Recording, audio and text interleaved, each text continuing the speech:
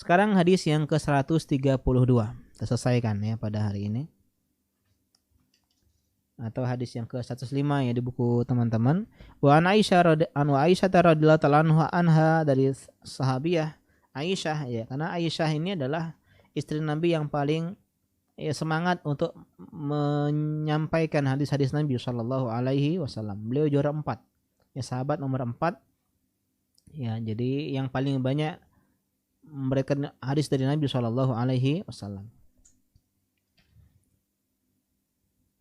Beliau mengatakan qala Rasulullah sallallahu alaihi wasallam, inni la uhillul masjida li haidin wala junubin, rawahu Abu Daud wa sahahahu Ibnu Khuzaimah.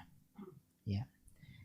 Kata Nabi sallallahu alaihi wasallam, aku tidak menghalalkan masjid untuk dua orang. Yang pertama wanita yang haid, dan yang kedua laki-laki orang yang junub.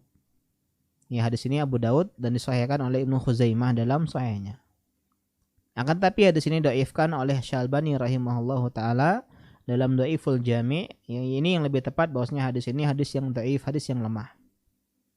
Kita bahas sekarang tentang hukum wanita yang haid dan laki-laki maupun wanita yang junub. Bolehkah dia masuk berdiam di dalam masjid? Pendapat yang pertama, jumhur para ulama, mayoritas ulama mengatakan tidak boleh. Berdasarkan hadis ini, tidak saya halalkan, artinya apa? Haram. Ya. Dan juga dalam Al-Qur'an disebutkan, ya ayyuhalladzina amanu la taqrabus sholata wa antum sukara hatta ta'lamu ma taqulun wala junuban illa abiris sabil hatta taghtasilu. Wahai orang-orang yang beriman, janganlah kalian mendekati salat kalau kalian sedang ngefly. Ya, sedang mabuk, sedang nyimek dan semisalnya. Ya. Enggak boleh salat dalam keadaan mabuk. Baik mabuk karena minuman maupun mabuk karena ya ini zat padat ya. Perjalanan. Ya. Sama sama ininya ilahnya sampai kalian mengetahui apa yang kalian sebutkan. Jadi teman-teman, dulu khamar kan dihalalkan di awal Islam. Ya, karena sudah jadi kebiasaan, nggak bisa langsung mengubah. Ya, perlu proses sehingga ada 4 fase. Yang pertama dihalalkan. Jadi biasa sahabat itu minum khamr. Habis kajian minum gitu ya. Nyapin ustadz di kajian saat ya. Ini poin yang pertama. Kemudian ya Umar bin Khattab ya punya feeling bahwasanya ini ya akan diharamkan. Dari ketika itu turunlah yas'alunaka 'anil khamri wal maisir, dikatakan ya para sahabat tanya, apa hukum khamar dan judi? Kul fihi ma itsmun kabir wa manafi'u linnas wa itsmu akbaru min naf'ihima. Dikatakan ada baiknya ada buruknya. Apa baiknya ini? Ya judi dapat uang. Baiknya khamar apa? Apa? Caca tahu ya. Caca tidak tahu ya. Ketakut ketahuan urunannya boh ya. Menghangatkan badan kata orang-orang ya, menghangatkan badan ya. Apalagi orang-orang yang tinggal di Antartika ya, di kutub utara, kutub selatan itu ya, biasa minum khamar karena di sana cuacanya dingin kata mereka. Tapi kata Allah, ya wa ismuhum akbaru min naf'ihima. Buruknya lebih besar dibandingkan baiknya.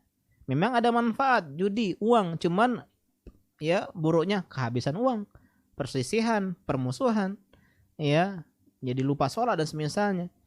Kemudian khamar ada baiknya menghangatkan badan, tapi buruknya bikin hilang kesadaran. Akhirnya banyak terjadi kriminal dan semisalnya. Nah, ini pertama. Yang kedua adalah dimakruhkan. Bukan dimakruhkan, ya disindir. Masih halal. Cuman disindir. Orang cerdas, tinggalin lah. Kenapa? Buruknya lebih banyak. Yang ketiga diharamkan.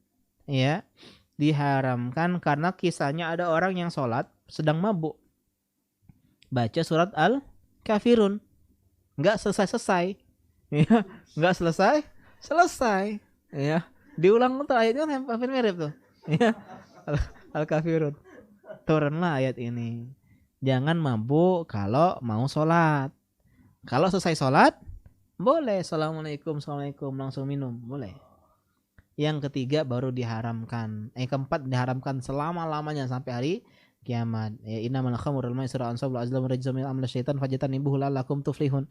Ya, sungguhnya khamar, judi, mengundi nasib dan anak panah, berhala itu adalah najis amalan setan, tinggalkanlah. Semoga kalian beruntung, baru diharamkan. Nah, ketika itu diharamkan, ya, di sini ada pengecualiannya, wala junuban, dan juga jangan mendekati orang, jangan sholat, ya, ada yang bilang jangan dekati masjid.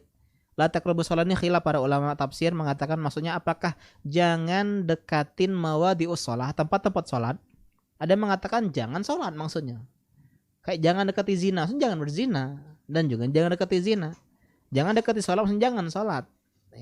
Jangan sholat. Bukan jangan dekati tempat-tempat zina, bukan, tapi jangan berzina, jangan sholat, bukan artinya jangan tinggalkan sholat. Nah, janganlah kalian sholat kalau lagi junub, illa abiri sabil, kecuali, nah abiri sabilnya khilaf juga para ulama tafsir. Ada mengatakan maksudnya hanya lewat aja, numpang lewat, satu pintu masuk, pintu keluar, boleh.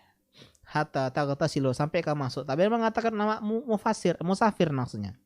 Maksudnya abir sabil adalah musafir yang sedang berjalan jauh. Jadi boleh orang junub dia itu kalau musafir sholat tanpa mandi. Kenapa? Kalau orang musafir itu tidak ada air. Kan kebanyakan dulu kan orang musafir itu dengan tidak ada air, sehingga maksud ayat ini, jangan engkau sholat dalam keadaan junub kecuali kau sedang safar dan kau tayamum. Nah, baru boleh. Hatta taghtasilu, sampai engkau mandi.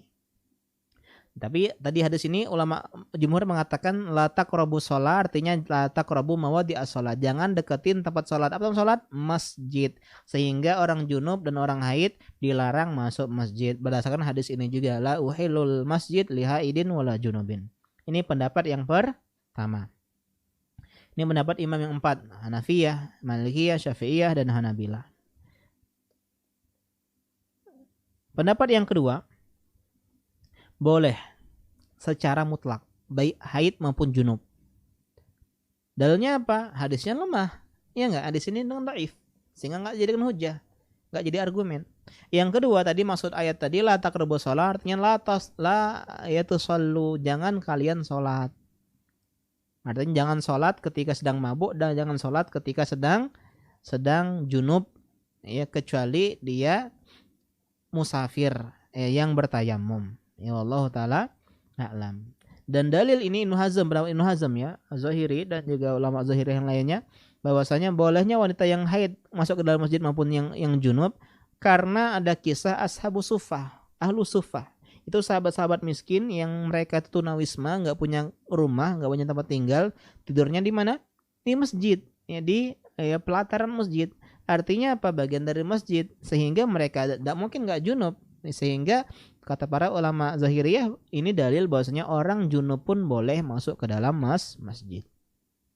Dan juga ada kisah seorang budak wanita yang tinggal di dalam masjid, punya tenda. Yang namanya wanita pasti dia akan haid dan nifas, ya, atau haid, ya. Sehingga dalil bahwasanya bolehnya wanita yang haid dan nifas, ya, begitu juga junub, itu berada ke dalam masjid. Ya Allah taala a'lam.